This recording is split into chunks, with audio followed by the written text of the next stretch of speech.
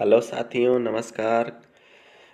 N के science 24/7 classes में आप लोगों का स्वागत है। चलिए आज हम लोग साइंस के ऑनलाइनर कुछ क्वेश्चन पढ़ने वाले हैं जो कि सभी वनडे एग्जाम्स के लिए महत्वपूर्ण होने वाले हैं। ठीक है, तो दिया है पहला क्वेश्चन, दिया है बायोनॉमिक्स किसे कहते हैं। बताइए आप लोग, बायोनॉमिक्स किसे कहते हैं। तो इसका हो जाएगा सजीव एवं निर्जीव। दिया आंसर, सजीव और निर्जीव वातावरण से जीवों के विविध संबंध का अध्ययन जो होता है उसे बायोनॉमिक्स कहते हैं। इसका आंसर है कि सजीव और निर्जीव वातावरण से जीवों का जो आपसी संबंध होता है उसे बायोनॉमिक्स कहते हैं हम लोग। अगला क्वेश्चन दिया है, जंतु के व्यवहार का अध्ययन करने वाला विज्ञान कहलाता है। यानी जो जंतु का व्यवहार करने वाला अध्ययन होता है विज्ञान, उसे क्या कहते हैं, तो वो कहलाता है फ्रेंड इथोलॉजी। इसका आंसर हो जाएगा इथोलॉजी। अगला देखिए, दिया है एक्टिनोबायोलॉजी में क्या अध्ययन करते हैं। एक्टिनोबायोलॉजी में जीवों पर विकिरण के प्रभाव का अध्ययन किया जाता है। ठीक है, मोलस्का और इनके देह खोलों के अध्ययन की शाखा है। यूपीपीएससी पूछा है, तो इसको कहते हैं कॉन्कोलॉजी। क्या कहते हैं, कॉन्कोलॉजी कहते हैं। ठीक है, मोलस्का और इसके देह खोलों के अध्ययन को। चलिए अगला क्वेश्चन देखिए, दिया है जंतु विज्ञान की वह शाखा जिसके अंतर्गत सरीसृपों का अध्ययन किया जाता है। यानी सरीसृप का अध्ययन किया जाता है उसको क्या कहते हैं, हर्पीटोलॉजी। सरीसृप मतलब रेप्टाइल्स का, जिसके अंतर्गत रेप्टाइल्स का अध्ययन किया जाता है उसे हर्पीटोलॉजी के नाम से जानते हैं। अगला दिया क्वेश्चन, मछलियों के अध्ययन किस विज्ञान में किया जाता है। मछलियों का अध्ययन किस विज्ञान में किया जाता है, तो ये किया जाता है इक्थियोलॉजी में। इक्थियोलॉजी किसका अध्ययन कराता है, मछलियों का अध्ययन। चलिए नेक्स्ट क्वेश्चन देखते हैं, दिया है पक्षियों का अध्ययन कहलाता है। आईएएस में पूछा गया क्वेश्चन है प्रीवियस ईयर में। ऑर्निथोलॉजी, यह बार बार मोस्ट इम्पोर्टेंट क्वेश्चन है, वेरी वेरी इंपॉर्टेंट कह सकते हैं इसको, कि पक्षियों का अध्ययन कहलाता है ऑर्निथोलॉजी कहलाता है। ठीक है, अगला क्वेश्चन है, यह सममिति सिमेट्री के आधार पर विकसित जंतुओं की शरीर समिति कैसी होती है। तो कैसी होती है फ्रेंड्स, ये होती है द्विपार्श्व सममिति, यानी बायलेटरल होती है। ठीक है, अगला क्वेश्चन दिया है, किस संघ के जंतुओं में देह गुहा नहीं पाई जाती है। तो इसका आंसर हो जाएगा चपटे कृमि यानी प्लेटी एलमिंथीज, सिलेंट्रेटा, पोरीफेरा या प्रोटोजोआ संघ के जंतुओं में देह गुहा नहीं पाई जाती है। ठीक है, आगे बढ़ते हैं, दिया है वास्तविक देह गुहा की निर्माण भ्रूणीय परिवर्तन की किस अवस्था से होता है। तो यह होता है मीजोडर्म अवस्था से। ठीक है, मीजोडर्म होता है, एक्टोडर्म होता है, इंडोडर्म होता है, तो किससे होता है, मीजोडर्म से होता है वास्तविक देह गुहा का निर्माण।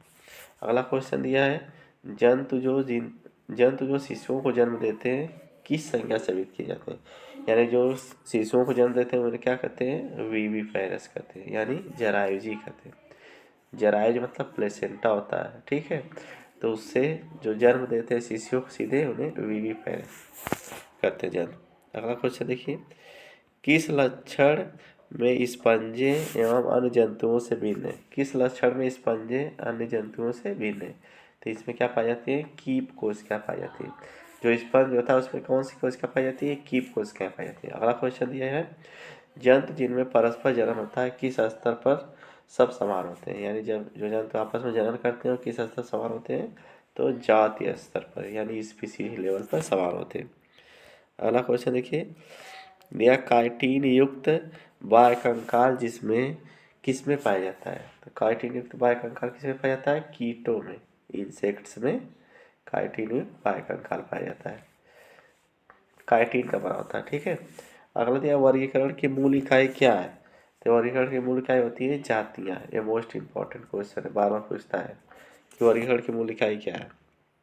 आगे बढ़ते हैं, दिया वास्तविक देह गुहा सीलोम जिसको कहते हैं किस में एक चीर के रूप में बनती है। तो ये बनती है मीजोडर्म के रूप में। किस में बनती है, मीजोडर्म, हमेशा याद रखिएगा। अमीबा एवं प्रोटोजोआ में संकुचनशील रिक्तिका का प्रमुख कार्य क्या है, तो होता है उत्सर्जन। जो अमीबा और प्रोटोजोआ जंतु देखे होंगे फ्रेंड्स आप लोग, जैसे अमीबा देख लीजिए, यहाँ पे इस तरह की स्ट्रक्चर होती है, अमीबा की कोई स्ट्रक्चर नहीं होता। ठीक है, अमीबा और प्रोटोजोआ, इसमें संकुचनशील रिक्तिका पाई जाती है। इसका इस तरह रिक्तिका पाई जाती है। तो इसका पूछा है मुख्य कारण क्या होता है, तो इसका मुख्य कारण होता है उत्सर्जन, यानी जो वेस्ट पदार्थ होते हैं उसको इसके शरीर से बाहर निकाले काम करते हैं। ठीक है, उत्सर्जन का काम होता है। आगे क्वेश्चन देखिए, दिया अमीबा में पादाब क्यों बनते हैं, यानी जो अमीबा होता है, अभी बताया चित्र बनाया था इस तरह अमीबा में, तो ये जो इस तरह संरचना देखिए इसको पादाब कहते हैं। इस कारण इसको पादाब क्यों बनते हैं, तो कोशिका द्रव में सॉल जल परिवर्तन के कारण इस तरह के पादाब बनते हैं। ठीक है, अमीबी पेचिस की इसके कारण होती है, एंटमीबा स्टोलिटिका के कारण अमीबी पेचिस होती है। यानी यह एंटमीबा जिसके अंदर पहुंच जाएगा दूषित जल के माध्यम से, ये अमीबा कहाँ पाया जाता है, दूषित जल में, या जिसके अंदर पहुंच जाएगा शरीर के, तो ये इसके द्वारा अमीबी पेचिस पड़ लेते हैं, जिसको खूनी पेचिस कहते हैं, सफ़ेद पेचिस कहते हैं, वो एंटमीबा स्टोलिटिका के द्वारा ही होती है। ठीक है, अगला क्वेश्चन देखिए, दिया कोशिका रूपी शरीर में जल की मात्रा के नियंत्रण की क्षमता क्या कहलाती है। कोशिका रूपी शरीर में तो ये क्या होती है, परासरण नियंत्रण। आगे दिया है किस जीव को अमर कहा जाता है और क्यों, तो ये कहा जाता है अमीबा को या अमरत्व प्राणी कहा जाता है द्विविभाजन कारण। ये फ्रेंड जो अमीबा है, अमीबा जो जंतु है, इसको अमरत्व प्राणी कहा जाता है क्योंकि ये कभी मरता नहीं है।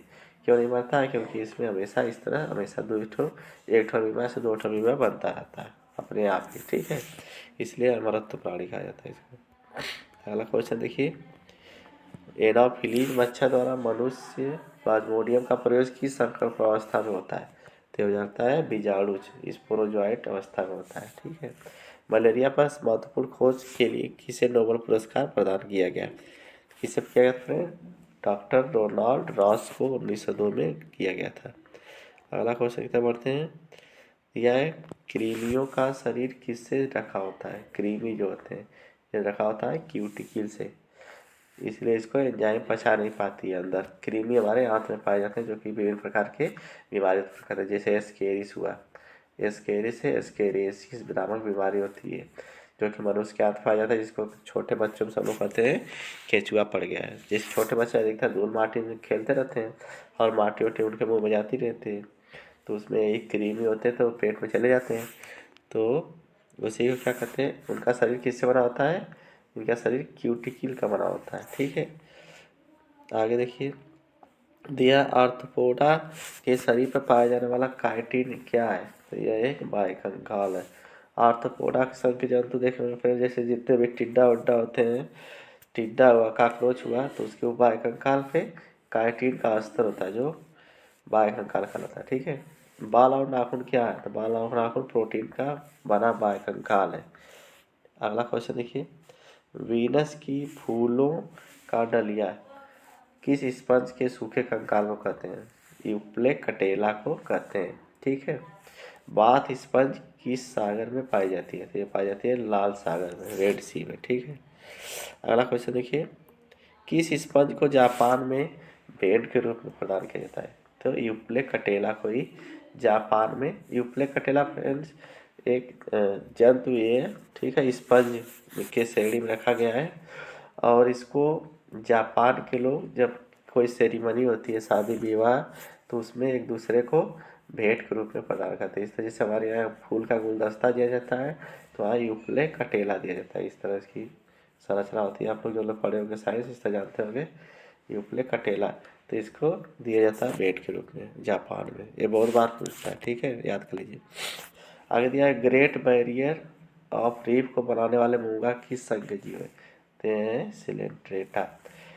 अगला क्वेश्चन दिया अमीबता से क्या रोक जाता है, तो अमातिसार होता है या पेचिस होती है। ठीक है, तो आज इसमें यही था, मिलते हैं नेक्स्ट वीडियो में। तब तक अगर चैनल पर नए फ्रेंड, चैनल को सब्सक्राइब कर लीजिए और वीडियो को लाइक कर दीजिए।